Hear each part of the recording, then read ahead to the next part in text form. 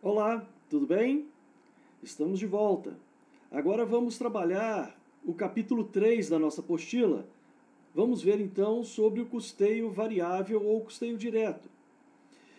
No capítulo 2, a gente fez a diferenciação entre os dois tipos, os dois métodos de custeio, que era o custeio por absorção ou custeio pleno e o custeio direto ou variável.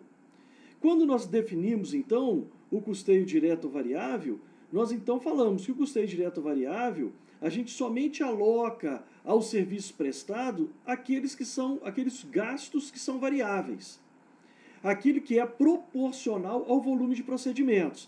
E os gastos fixos, a gente deixa eles separado, entendendo que o gasto fixo, independentemente de ter pouco ou muitos procedimentos, o valor que vamos pagar é sempre o mesmo no período, por mês, por exemplo. Ou seja, as enfermeiras que têm a carteira assinada, se trabalhou muito, se teve muitos procedimentos, muitos pacientes ou pouco, no final do mês vai receber a mesma coisa, diferentemente dos procedimentos em que eu tenho que gastar medicamentos. Os medicamentos, eles são proporcionais aos atendimentos e aos procedimentos realizados. Então, no custeio direto ou variável, a gente leva em consideração, para custo, somente os variáveis. Esse método de custeio é fundamental para a tomada de decisão no curto prazo. Veja aqui, nesse slide, o que temos aí. A apuração de resultado do custeio direto ou variável. Então, primeira coisa que a gente vai fazer é identificar a receita. Volume de procedimentos vezes o preço dos procedimentos. Eu, então, tenho aí a receita do período. Dessa receita, então, eu vou reduzir somente os gastos variáveis, aqueles custos variáveis que são proporcionais ao volume de procedimentos. Da receita, se eu tirar esses gastos variáveis, eu chego no que a gente chama, então, de margem de contribuição. A margem de contribuição é outra informação importante na tomada de decisão. Então, se da receita eu tirei os gastos variáveis, essa margem de contribuição é quanto que os procedimentos do período contribuem, depois de pagar os custos variáveis, o quanto que ele contribui para poder amortizar o fixo, aquele que, independente de ter muito ou pouco procedimento, vai ter que ser pago todo mês.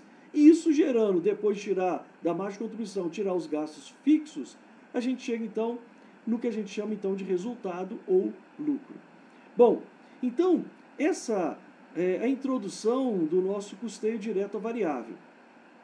E para demonstrar a aplicação do custeio direto variável, observe então esse exemplo que vamos trabalhar. A metodologia do sistema de custeio direto variável, a gente segue os seguintes passos. Primeiro passo, eu pego a relação dos gastos do período e aí eu faço a separação dos custos, despesas, investimentos, perdas. Faço a classificação, então, de todos os gastos. Em seguida, então, eu vou fazer a separação, o que são custos e despesas fixas e o que são custos e despesas variáveis. Bom, aí em seguida, eu faço a apropriação dos custos e despesas variáveis aos serviços, né, dos serviços. Então, só os variáveis, custos e despesas variáveis, e para chegar, então, na margem de contribuição, porque eu vou pegar a receita menos os variáveis, chego, então, na margem de contribuição. Posso calcular a margem de contribuição tanto unitariamente, procedimento por procedimento, ou a margem de contribuição total do negócio, que é o somatório de toda a receita menos os gastos variáveis do período. E aí, por fim, eu posso, então, determinar o resultado operacional, porque se dessa margem de contribuição eu retirar, então, os fixos, eu consigo, então, ter o resultado da operacional da empresa.